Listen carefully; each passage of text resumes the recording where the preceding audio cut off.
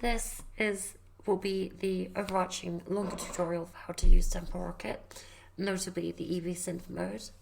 I'm just going to go through all the settings. I'm going to be really long and rambly, and I'm going to talk you through it. So you want to start off with, get your input video, just trim it from the source video or just wherever you find it, video, and then you want to put it into this pre-processing tab in TemporalKit. The sides thing is essentially the number of frames in the plate. So for 2, that will be 4 frames because there's 2 on each side. If it was 1, it would be 1. If it was 3, it would be 9. You will adjust these based on the content. If it's very far, if the person is very far away from the camera, it's good to use 1. If they're reasonably close, you can get 2. If it's straight up right at the camera, you can see their face, I would use 3. Then you've got your height. That is the height.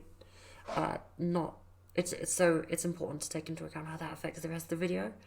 For example, this will be something like 1,503 there. It will be something like twice that width, which might exceed your out of memory since it'll be like 2,500 times 1,500. So I'm going to use for this value to make sure that I don't run out of space 800. Next, you have your frames per keyframe and FPS. Your FPS is basically, your FPS is your FPS. It will just duplicate frames if interpolate is off. I don't recommend use that right now. It's still very work in progress. And the frames per keyframe is the number of frames in that FPS per keyframe. So for example, that would be, with 5, it would be 30 over 5, so 6 keyframes a second. I think this is 20 seconds, so that will be a quick post-processing addition for the split video setting. You don't need to turn that or split based on frames on if you have less than 20 keyframes. If not, you can just leave those off and it won't make the individual folders, it will just put everything in the same folder. That would be something like 120 a frame for a 20-second video with these settings. And then that 120 keyframes would be split up per the groups of sides. So if you've got my side value of 2, that would be 4. So it would be 30 plates. And you can only do 20 keyframes per Ebsynth group. So it would split it up into 6 groups of 4 plates. And then each of those would go into Ebsynth. You'll see what I'm talking about in a minute. So then you click Save Settings. Or you used to, I don't know if that still applies. Then you want to click max keyframes to -1. Or if you don't want to use all the video, you can use that. Border keyframes is quite important. That's for each of the Ebsynth groups, it will add this many keyframes onto the end. So it'll be that many keyframes times the frames per keyframe. So it'll be something like 10 frames on the end. So I think 2 to 3 is a good value for that. Then you want to go to Ebsynth settings. Split video is good. Split based on cuts is also good because that will allow you to, it will automatically detect cuts. If there are no cuts, it will just, there are no cuts in this, so I'll leave it off, but if there are no cuts, it's not a big deal. And then you just click, and then make sure you've got your folder. This can be anywhere on your drive. And then you just click run. Okay, after clicking run, it will produce the folder like this, what you specified. Basically, each of these numbers is an Ebsynth group. It will either split them up based on groups of 20 keyframes, or if there's a scene transition, it will handle the blending itself. The important bit for you is you will go into the input folder, and this will have all of the relevant frames from the scene transitions. What you want to do is you want to take that, go into image to image batch, get that input folder, put it into input directory, get the output folder, put it into output directory, and then I don't know, something. Put in a basic prompt, whatever. Then go to, make sure your denoising strength is, say 4 for now. Once you've done that, you want to check how big the file is in the input folder.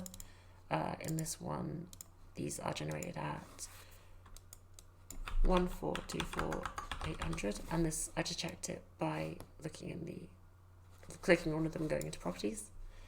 Then you want to go into control net.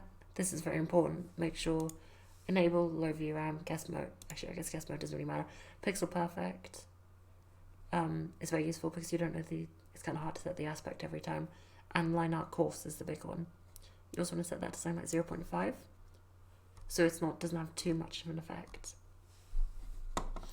But this very much depends on the content of what's happening. So I'm going to run this and I'll come back once it's done.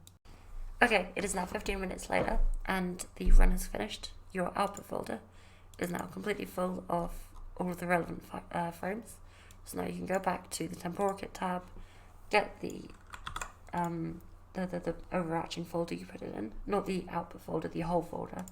Go to Ebsynth process, copy paste it into input folder, click last settings.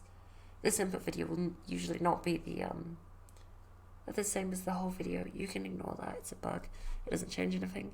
Now this will have all the settings from the other window. They'll be slightly different, but that's because it's these are the calculated values, they're the same thing.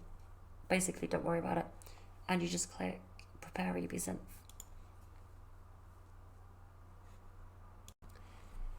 Just while I'm waiting for it to run, I should also note that you wanted to set the output resolution. 1024 is probably a good one, I'd say, for not taking hours to process while looking good, but it really depends on your needs. If you want to do it fast, T56. If you want to do it fast but looking kind of bad, 512. And then 1024 is probably the minimum for a good looking video, I find. So it's about 5 minutes later and you've let prepare Ebsynth run. Your folder is now ready. You can just go into, like for 0 for example, frames will have the frames in it, keys will have the keys in it, and you can literally just open up Ebsynth, make a new Ebsynth window for each of these, like one for 0, one for 1, one for 2, one for 3. It'll save you a lot of time. And then you just go into these, click. So just go into your projects, click 67 for example, go to 0, keys, and it will fill out the relevant keyframes, and it will actually, set up the crossfading itself. So all you need to do is click set the keys folder, set the frames folder, which in this case, I don't need to do that. It's it will just let you open up the same directory. This is the one you said that keys was in. Click frames, double click it, and that'll be everything ready. You can just click run, and then do the same for number 1, number 2, number 3, all the numbers sequentially. I should also mention that 512 would probably be good for a horizontal video like this. So it's now 10 minutes later, your Ebsynth is all finished running. You can go into each of these folders in the same folder you've been working in. Go into like 0, it will have these out folders generated by Ebsynth. You can look at them and it will just have a few frames in them each.